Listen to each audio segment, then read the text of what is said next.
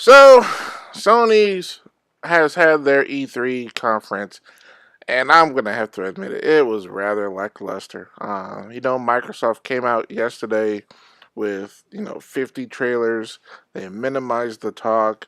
All they did was just show games, games, games, and they really swung. But PlayStation, for some reason, they just kind of, I don't know if they were trying to react because of Microsoft or if this was their plan right out the back, but it just seemed very unorganized and disjointed. And what I mean by that is initially the conference starts off in a tent and they show a very long and engaging uh, trailer to The Last of Us Part 2. And I have to admit, I haven't played the first one, but it's on my list. I'll play it one day.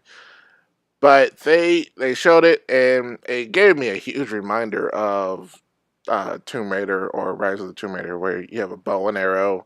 You fight off people with weapons. It just came off very Tomb Raider ish, and I enjoyed it a lot.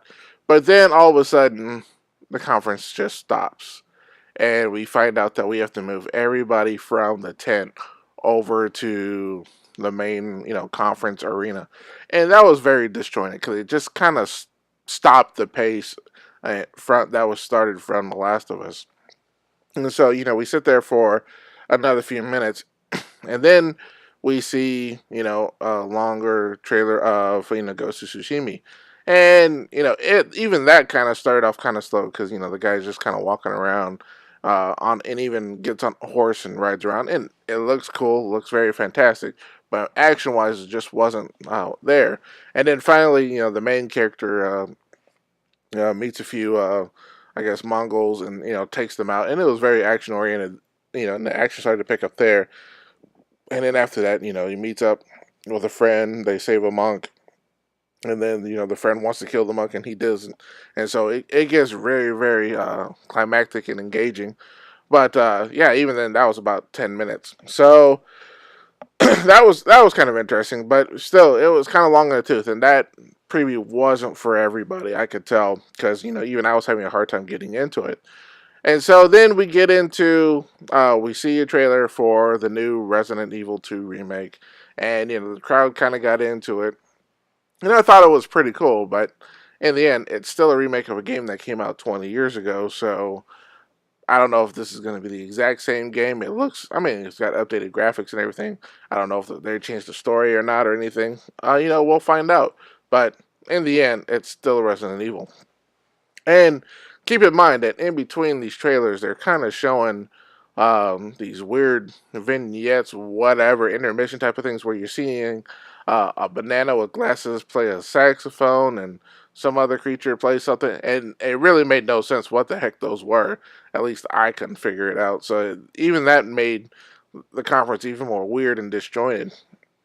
And, then we go into a trailer for Control, which didn't really. It was very Inceptionist, Doctor Strange-ish, otherworldish. So I really didn't get into it. And then we get into another stupid trailer, with some guy in a bathtub playing a game, and, by one of the creators of Rick and Morty. I understand a lot of you guys are fans of Rick and Morty. I've never seen a single episode. Maybe one day I will. I just didn't get it, and it just came off kind of silly.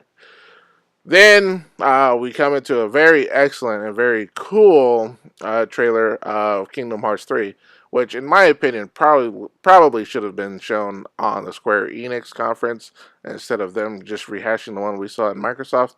But this one kind of showed them in the world of Pirates of the Caribbean, and what was even cooler was that they showed the actors' faces, and the likenesses were spot on. They looked really, really good.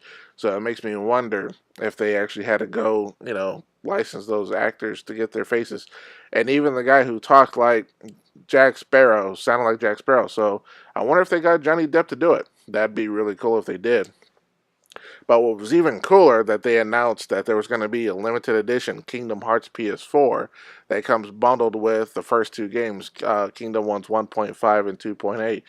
Now, I already have those two, but that bundle looks really cool. So once I find more about it, I'll follow this up with another video.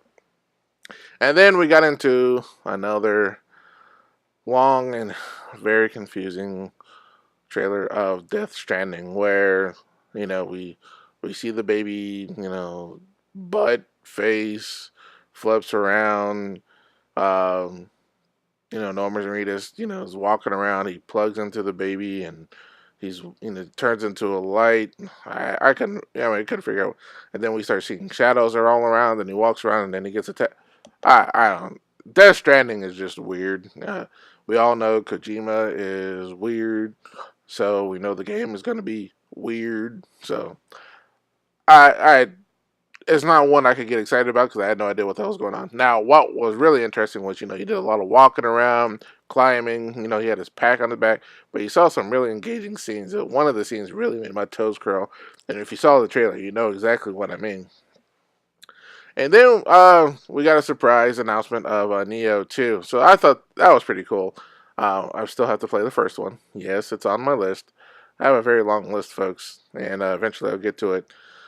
But then we get into a very long 10-minute trailer on Spider-Man, which comes out in September. And then that's it. And as far as I could tell, there was nothing else.